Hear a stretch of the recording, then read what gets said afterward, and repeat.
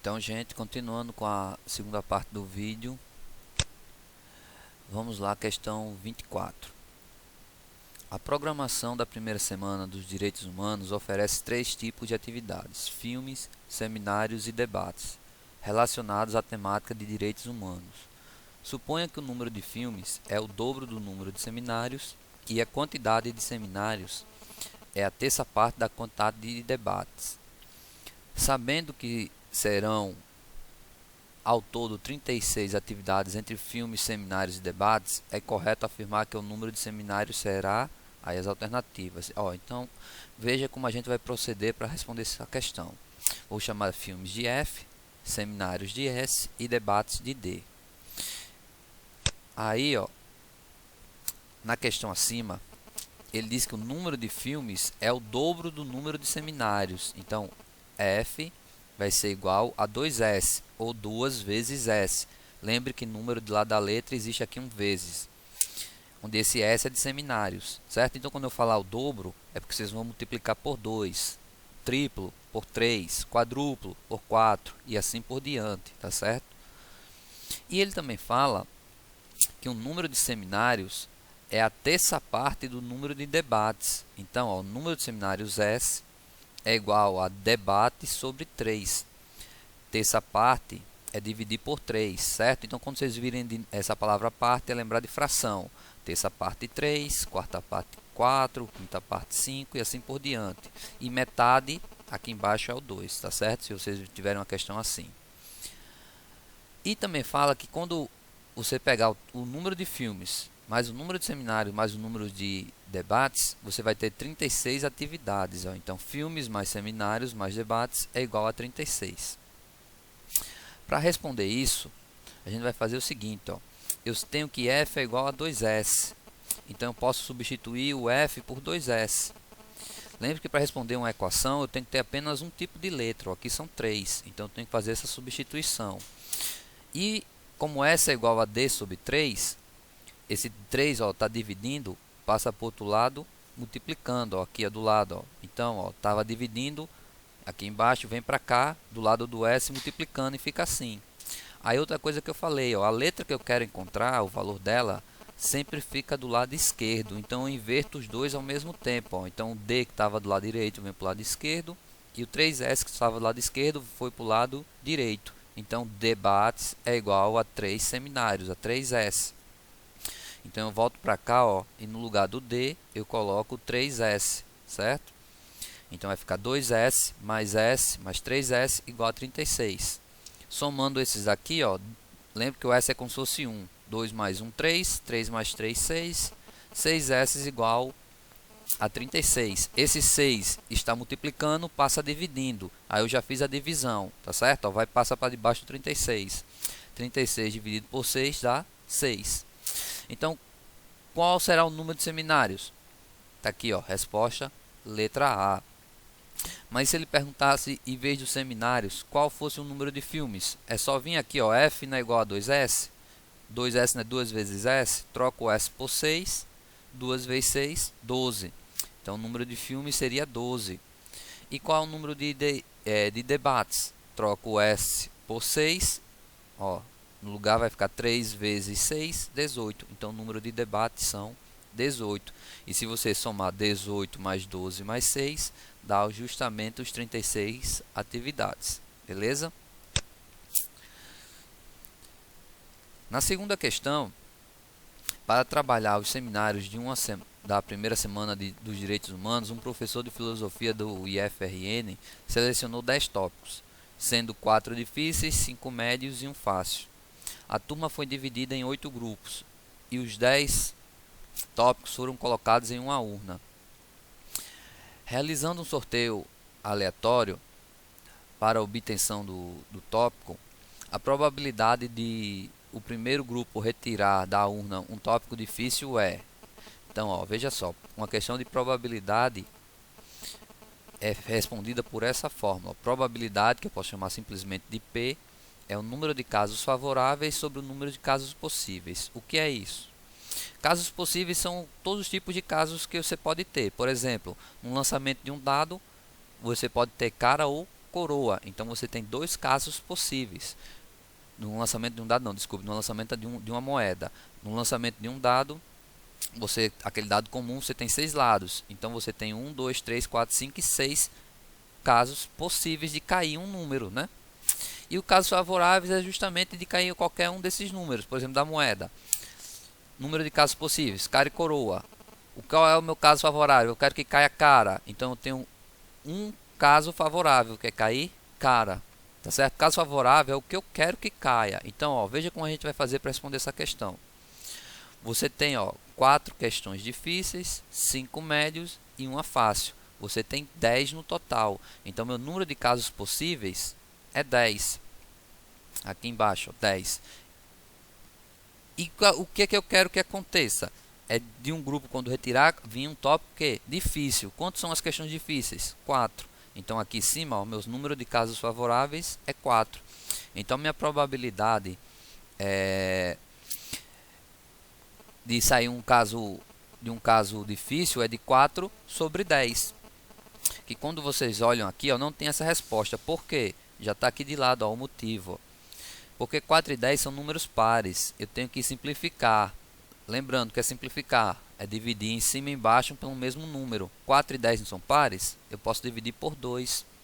4 dividido por 2 dá 2. E 10 dividido por 2 dá 5. Então minha resposta é 2/5. Tá certo? Letra A.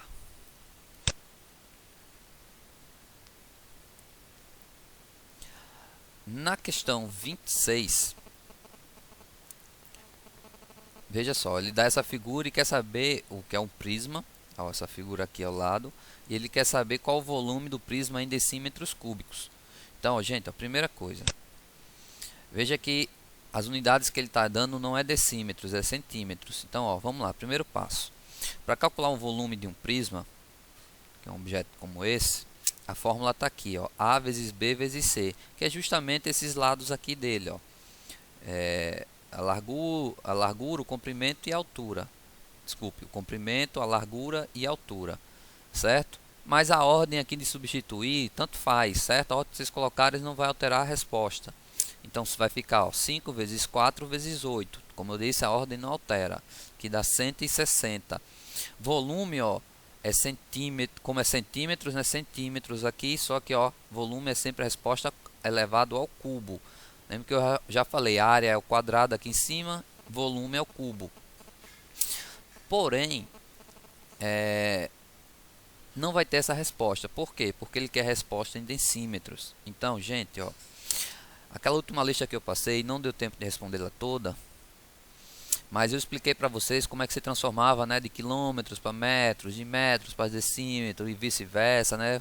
Eu comecei a ensinar vocês essas mudanças de unidades. E falei o que? Quando for área, né, quando era essas mudanças de unidades, era da esquerda para a direita eu multiplicava por 10, da direita para a esquerda eu dividia por 10. Qualquer dúvida mais nisso aqui, vocês dão uma olhada naquela outra lista que eu passei.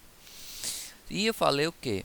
Que quando fosse área, em vez de 10 é 100 e volume é 1000, certo? Então a cada casa que eu andar, eu multiplico por 1000 ou divido por 1000, depende, se for da esquerda para a direita, é multiplicando por 1000, da direita para a esquerda dividindo. Então, ó, eu estou com 160 centímetros cúbicos. Centímetros eu quero transformar em decímetros, então vou andar da direita para a esquerda. A cada casa que eu andar, eu divido por 1000. Aí como é que funciona a divisão por 1000? Lembra, ó, eu vou ensinar assim, ó. Você poderia cancelar os zeros, mas como aqui eu não tenho muito instrumento para usar, é só você lembrar aqui, a vírgula está no final. Como é divisão por 1000, então dividir é voltar a vírgula, ela vai voltar 3 vezes. Ó. Então ela vai sair aqui do zero, ó, anda 1, 2, 3 e vai para antes do 1. Aí a gente completa com 0 na frente, ó. Então 160 centímetros cúbicos é igual a 0,160 decímetros cúbicos. Quando você vem aqui para as alternativas, você não acha esse número que eu coloquei. Mas por quê? Porque 0 no final do número, ó, aqui após a vírgula, certo? Aqui esse 0 no final não conta, então ele simplesmente some. Então a resposta, ó, fica 0,16 decímetros cúbicos, letra B. Outra coisa interessante é que ele poderia ter pedido o volume em litros. Aí ele tem que lembrar aqui, ó, já botei aqui do lado, ó, lembrete, 1 decímetro cúbico é igual a 1 litro. Então isso aqui que a gente achou também é a mesma coisa que litros, tá certo? Então toda vida que ele pedir para achar a resposta em litros, a conversão que você tem que fazer é para decímetros cúbicos. Depois que você transforma, simplesmente você troca esse dm elevado a 3 por L, que é de litros, que é a mesma coisa. Então, aí, ó, resposta letra B.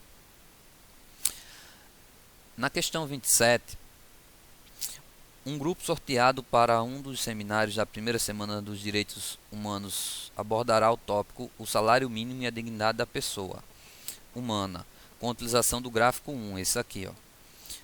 A partir desse gráfico é correto afirmar que o aumento percentual do salário mínimo de 2016 em relação a 2012 é de aproximadamente de... Aí tem as alternativas, né? Então, ó, como a gente vai proceder? Primeiro, ó, analisa o gráfico aqui, ó. 2012, ó, você pode até riscar aí, ó, tracejar uma linha. Você vê que ele vem aqui, ó, nesse ponto. O salário mínimo era de 622. Já em 2016, o salário mínimo era de R$880. Aí ele quer saber de quanto foi o aumento. Então a gente vai proceder assim, ó, uma regra de 3. Eu vou dizer que o ano que eu tenho 2012, 622, o meu salário era de 100%, certo? Era o quanto eu ganhava, o total 100%. E quanto é que vai ser meu salário quando ele passou a ser de R$880? Eu não sei. Eu vou chamar de X, X%. Aí a multiplicação aqui é em formato de X. 622 vezes X, 622X. Igual 880 vezes 100, está aqui. Aí lembra que eu já falei na lista passada, né? No exercício passado que eu resolvi as primeiras partes. Que quando for multiplicar por 100, ó, é só acrescentar esses dois zeros no final. Então fica 88.622, passou dividindo. Aí vocês façam essa divisão aí, vejam se encontram esse número, certo? 141,47%. Aí, ó, quando você for na alternativa, você não acha esse número. Então o que é que acontece? Ó, esse número que eu achei, esse X, valor de X, é o número que o salário mínimo acresceu, que o número cresceu em cima desse 100%. Então por isso que ficou 141,47. Mas quando eu for calcular, saber quanto foi que ele aumentou, eu tenho que retirar esse 100. Então quando eu subtrair 100 daqui, vai ficar apenas 41,47. Aí quando você vai para as alternativas, não tem. Mas ó, o que eu falei, lembre com muito cuidado essa palavra, aproximadamente. Não é um número exato, é um número que chega bem perto. Aí como é que eu expliquei para vocês, ó. Olhe nas alternativas que não tem vírgula. Então na verdade eu tenho que eliminar a vírgula aqui. Aí eu olho, ó, para o primeiro número que está após a vírgula. Não é menor do que 5, né? O 4 menor do que 5. Então eu arredondo, quando for menor do que 5, eu simplesmente esqueço o resto. E fica apenas 41.